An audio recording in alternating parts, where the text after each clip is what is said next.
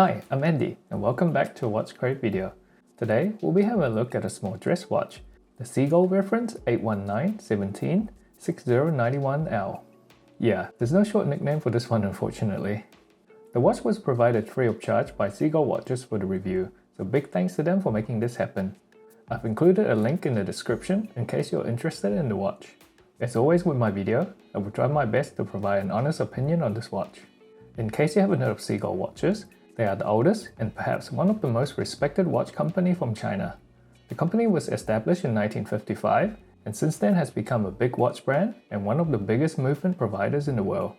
One of their most well-known movements is the Seagull ST1903, a very affordable flyback chronograph movement. I'm sure you've stumbled upon watches powered by this movement at some point in your watch journey. While the watch in this video isn't a chronograph, it's still powered by a pretty awesome Seagull movement. In terms of variation, there are currently only two available. First, there's a 40mm version for men and a 34mm version for the ladies. The watch in this video is the 34mm version. I actually chose this one over the 40mm since I have a pretty small wrist, and I reckon the 34mm version is closer to the watch that this one took inspiration from.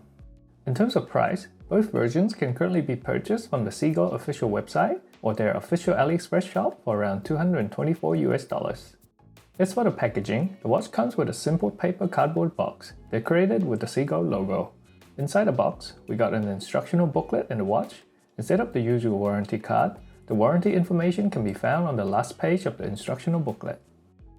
Next up, let's check out the watch dimensions and specs. For the diameter, I measured to be 34.1mm. For the thickness, it's 10.2mm. As for the lugs, we have a width of 18mm and a lug-to-lug measurements of 40.7mm. Overall, a rather compact watch. For the watch glass, we have a flat sapphire crystal for the watch face and a mineral crystal for the display's caseback.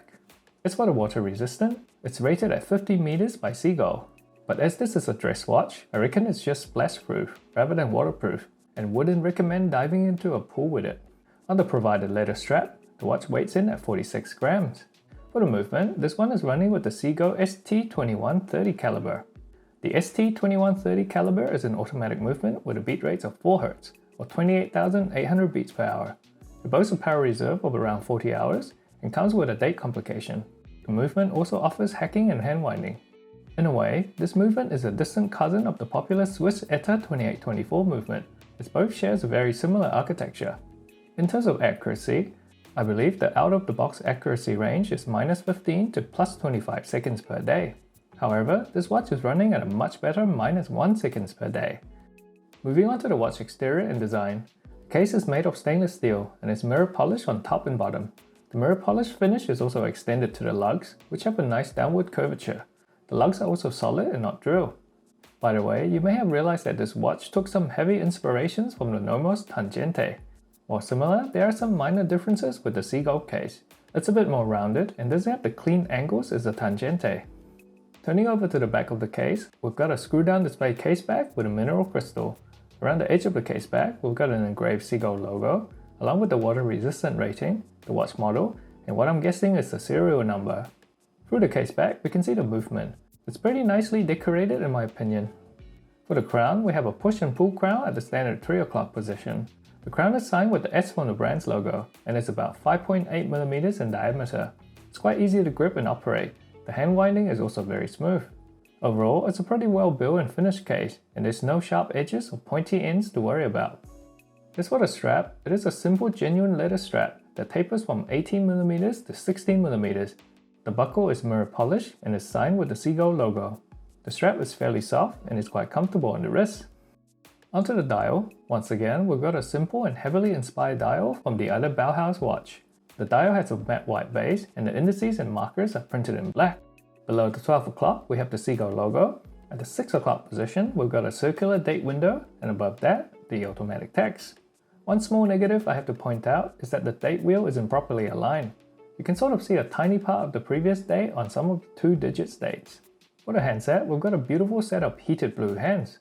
A short needle hand for the hour, a long needle hand for the minutes, and well, a longer needle hand for the seconds. The handset proportion is perfect for this dial. While the heated blue hands is quite nice, the rest of the dial is a bit disappointing in my opinion. It just looks rather flat and lacks a bit of soul. I would love to see a version 2 with some minor improvements to make the dial pop a bit more. Also, a thinner looking rehaut would be better, as I think this one looks a bit too deep.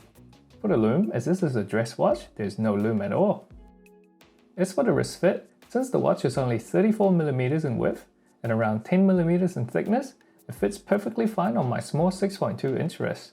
I reckon if you have a wrist size smaller than 7 inches, then go with this 34mm version, otherwise the 40mm would be a better fit. So, what are my thoughts about this watch? Well, the biggest thing I don't quite like about the watch is the dial. I reckon it's the biggest element holding back the watch from being a great timepiece. It just looks a bit cheap in my opinion. The rehaut is also a bit too deep and the date wheel isn't properly aligned. As for the positives, it's a very well made watch with pretty decent finishing. For around $200, you're getting a pretty decent watch with a 4Hz movement. The movement is also very accurate and it's nicely decorated. The watch hands are also a big highlight, as heated blue hands are not something you often see in a $200 watch.